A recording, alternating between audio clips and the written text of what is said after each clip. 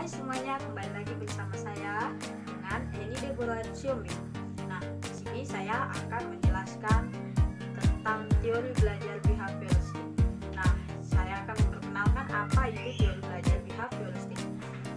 Teori belajar behavioristik ini merupakan suatu proses perubahan tingkah laku sebagai akibat adanya interaksi antara stimulus dengan respon yang menyebabkan siswa mempunyai pengalaman baru. Nah, aplikasinya dalam pembelajaran adalah guru memiliki kemampuan dalam mengelola hubungan stimulus respon dalam situasi pembelajaran hingga hasil belajar siswa dapat bekerja dengan optimal.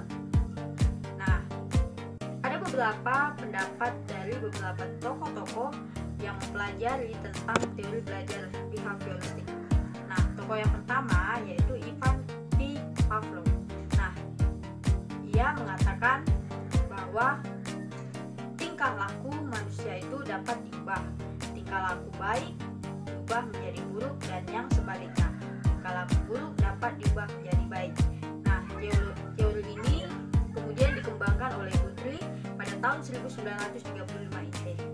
Nah, teori Guthrie ini mengatakan berdasarkan atas model penggantian stimulus dari satu ke stimulus yang lain. Nah, respon atas suatu situasi cenderung diulang apabila individu mengalami situasi yang sama, dan inilah yang disebut dengan asosiasi. Kemudian kita lanjut pada tokoh yang kedua, yaitu Edwin Guthrie. Nah, di sini seperti yang saya sebutkan tadi, teori conditioning Pavlov ini kemudian dikembangkan olehnya. Ia berpendapat bahwa Guthrie ini mengatakan bahwa tingkah laku manusia dapat diubah tingkah lakunya yang baik menjadi yang buruk, dan sebaliknya tingkah laku buruk dapat diubah menjadi tingkah laku yang baik. Kemudian ia mengatakan juga bahwa ada 3 metode perubahan tingkah laku yang dikemukakannya. Yang pertama yaitu metode respon bertentangan dengan keadaan sebelumnya. Misalnya, jika anak takut terhadap sesuatu, misalnya kucing, maka letakkan permainan yang disukai anak tersebut di dekat kucing dengan mendekatkan kucing ke permainan anak.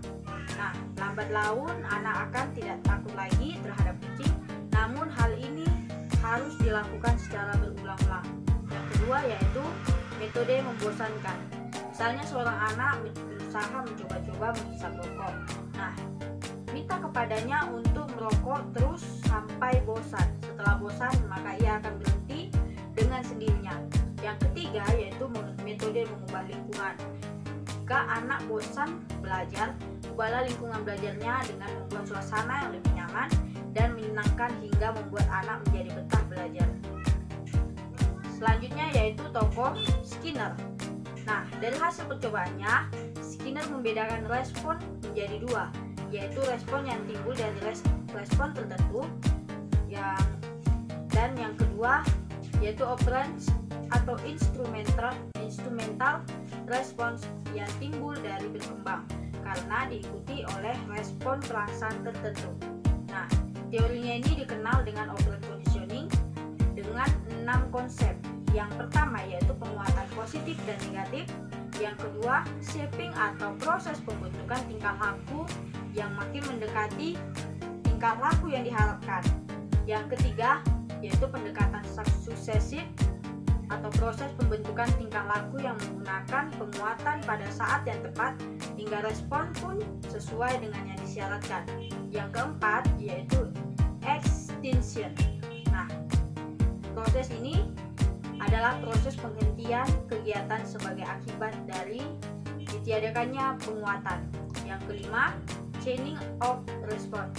Nah, atau bisa juga disebut respon dan stimulus yang berangkaian pada satu sama lain. Yang keempat yaitu jadwal penguatan. Yang keenam adalah jadwal penguatan. Jadwal penguatan ini merupakan suatu variasi pembuatan penguatan, yaitu rasio tetap dan bervariasi, interval tetap dan bervariasi. Nah, di sini dapat kita simpulkan bahwa teori behavioristik ini merupakan suatu teori pembelajaran yang lebih menekankan pada guru sebagai tokoh aktif yang berperan penting pada perubahan tingkah laku peserta didik. Nah, teori belajar behavioristik bersifat pada pendekatan yang berupa perubahan tingkah laku yang hasilnya dilihat dari perubahan tingkah laku individu tersebut, seperti pikiran, karakter, tingkah laku, gejala-gejala yang ditimbulkan dalam pembelajaran dan lain sebagainya. Nah, di sini perubahan tersebut tidak berasal dari internal atau dalam diri pribadi itu sendiri, namun dari stimulus. Kita masuk pada bagian kelemahan dan kelebihan dari teori belajar behavioristik. Kelebihan dari teori ini ada beberapa, yaitu yang pertama, modelnya sangat cocok untuk memperoleh praktek dan pembiasaan yang mengandung unsur-unsur seperti kecepatan, spontanitas, kelenturan, refleks, daya tahan, dan lain sebagainya.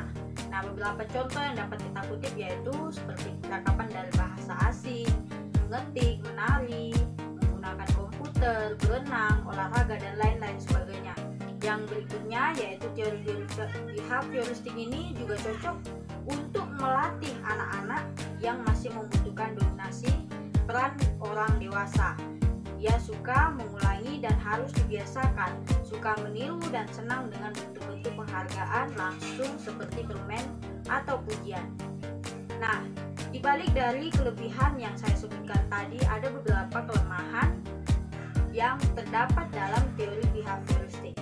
Nah, penerapannya itu bisa jadi salah, akan mengakibatkan terjadinya proses pembelajaran yang tidak menyenangkan bagi siswa, seperti guru sebagai sentral, bersikap otoriter, komunikasi berlangsung pada satu arah, guru melatih dan menentukan apa yang harus dilakukan oleh murid-murid dipandang pasif. Nah, murid juga di sini akan hanya mendengarkan dengan penjelasan dari guru dan menghafalkan apa yang didengar dan dipandang sebagai belajar yang efektif. Pembelajaran yang berpusat pada guru atau teacher-centered learning bersifat mekanistik dan hanya berorientasi pada yang dapat diamati dan diukur, sehingga kejelian dan kepekaan guru pada situasi dan kondisi belajar sangat penting untuk menilai kondisi behavioristik. Nah, dari semua kelebihan dan kelemahan yang saya sebutkan, ada beberapa implikasi teori behavioristik dalam kegiatan pembelajaran yang harus kita terapkan, yaitu implikasinya dalam ini adalah bergantung pada beberapa hal, seperti tujuan pembelajaran, sifat materi pembelajaran, karakteristik peserta didik, media, dan fasilitas pembelajaran yang tersedia. Nah, kegagalan atau ketidakmampuan dalam penambahan pengetahuan dikategorikan sebagai kesalahan yang perlu dihukum, dan keberhasilan belajar atau kemampuan dikategorikan sebagai bentuk perilaku yang pantas diberi hadiah. Demikian juga ketaatan pada aturan yang dipandang sebagai penentu keberhasilan belajar. Nah, demikianlah hasil penjelasan saya mengenai teori belajar behavioristik. Nah, agar kiranya saya berharap di sini agar kiranya para calon-calon pendidik dapat